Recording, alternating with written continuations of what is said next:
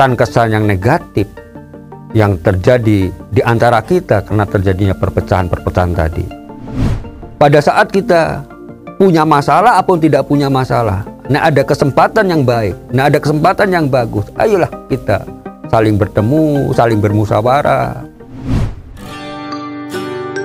Sapa Hati bersama Gus Agus.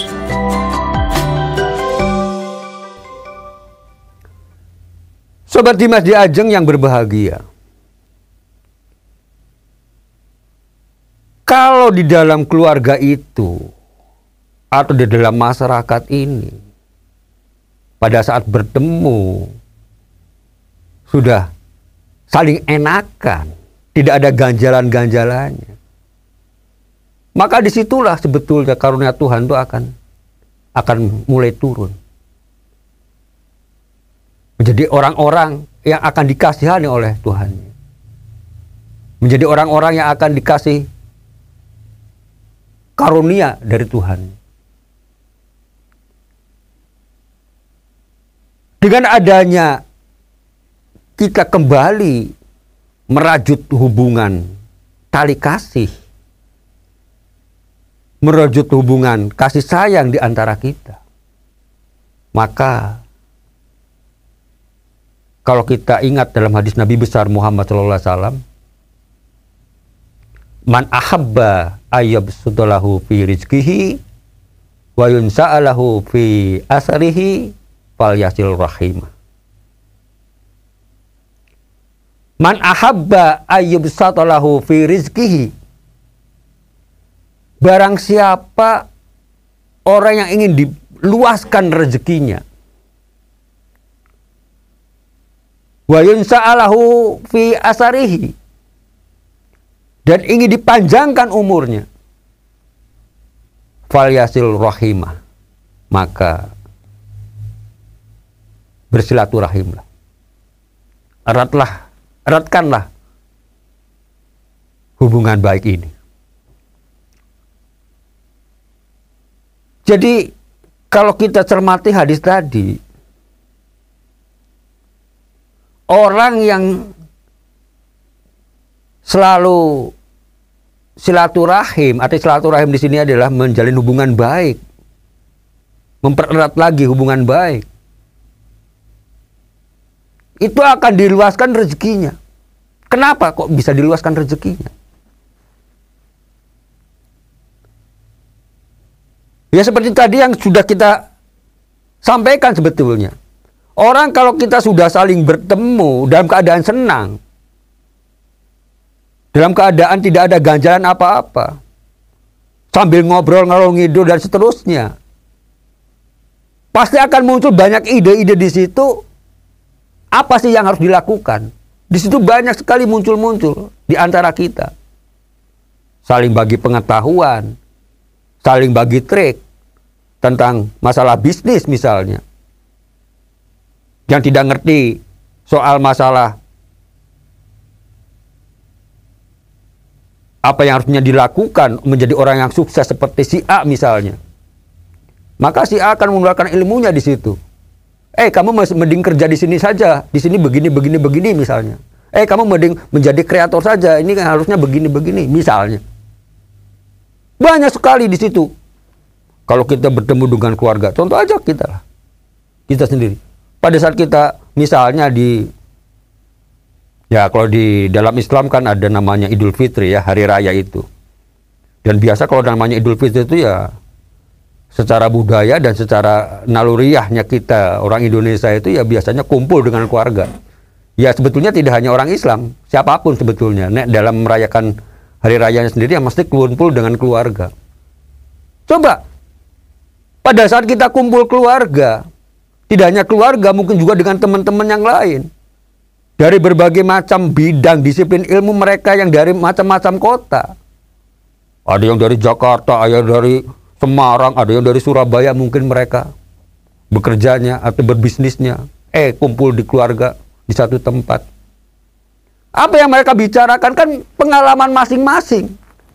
Pada saat dia bekerja, pada saat dia berbisnis, trik dan lain sebagainya, walaupun itu juga bisa dibicarakan lewat telepon, lewat pikol misalnya, tapi kan waktunya sangat terbatas kalau hal yang seperti ini. Tapi pada saat kumpul keluarga, boleh dikatakan apapun diungkapkan. Ayo, disitulah mereka punya banyak ide yang bisa diambil, yang bisa dimanfaatkan nanti hasilnya. Maka tidak heran akan diluaskan rezekinya. Karena disitulah salah satu hal yang dapat menimbulkan kita dapat mendapatkan satu rezeki nantinya. Punya ide-ide baru sehingga kita bisa membuat satu bisnis misalnya. Untuk mendapatkan satu pendapatan misalnya. Itulah. Kalau kita mau mendalami lebih jauh,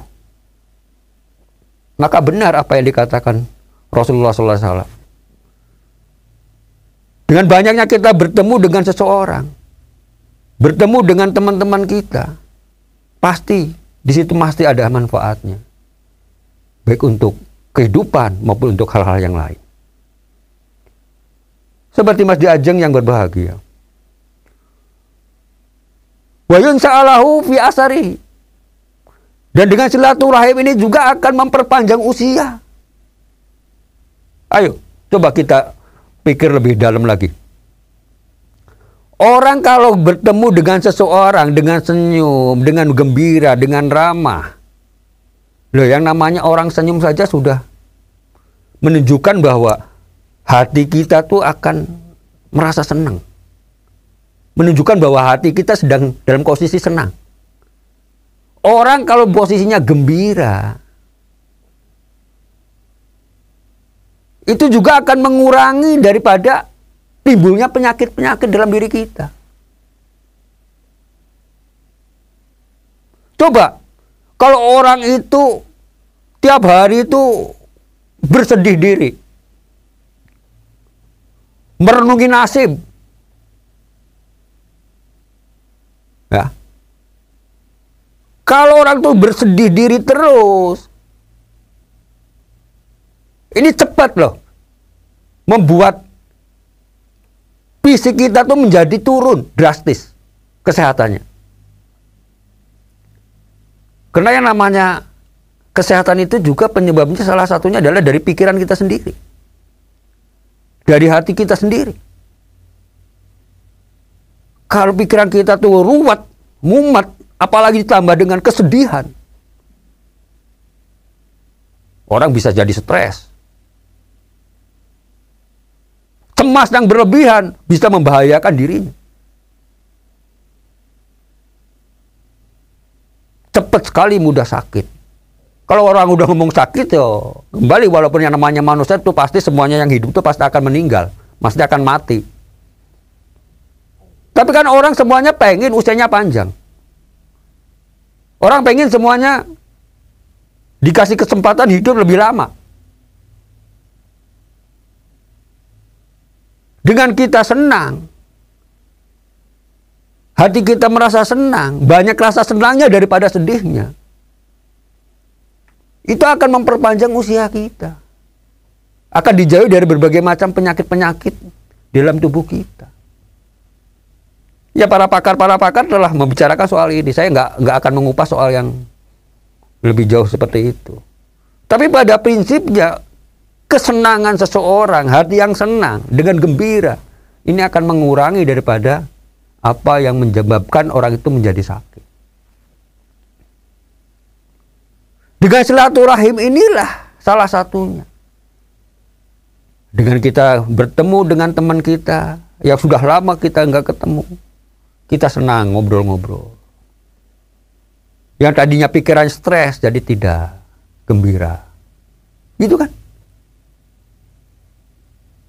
Kadang-kadang setelah ketemu, ayo dulu kita senangnya kemana? Ayo senangnya mancing, ayo kita mancing misalnya. Orang jadi gembira kan.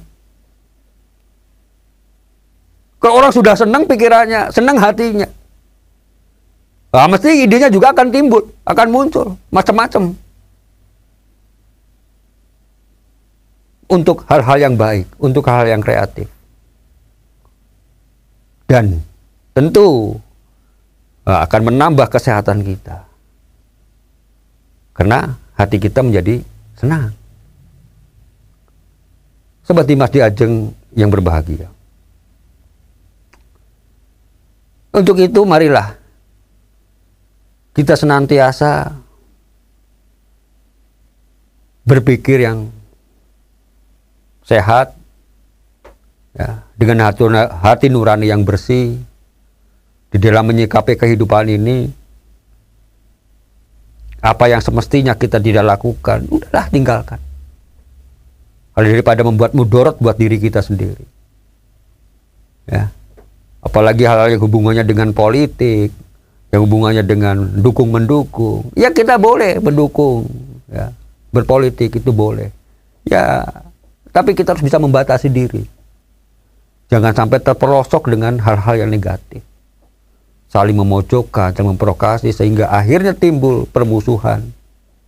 Kalau sudah seperti itu, untuk merajutnya kembali ini yang susah, yang sulit. Kadang-kadang pada waktu hari yang baik pun kita saling memaafkan, banyak, ya, hanya di mukanya saja, hanya di bibirnya saja, tidak masuk dalam hati. Banyak yang terjadi begitu, karena mereka belum menyadari betapa pentingnya di dalam muamalah ini, dalam arti hablum minan nas ini, yang harus kita lakukan sesuai dengan petunjuk daripada Tuhan. Sehingga kalau kita bisa melakukan seperti itu, Pak, insya Allah hidup kita akan bahagia. Ya, hidup kita akan selamat di dunia maupun di akhirat. Demikian, semoga ada manfaatnya. Billahi taufiq wal hidayah. Wassalamualaikum warahmatullahi wabarakatuh. Sapa Hati bersama Gus Agus. Dipersembahkan oleh Ziman, enzim antioksidan aktif, menjaga kesehatan dan memperpanjang usia Anda.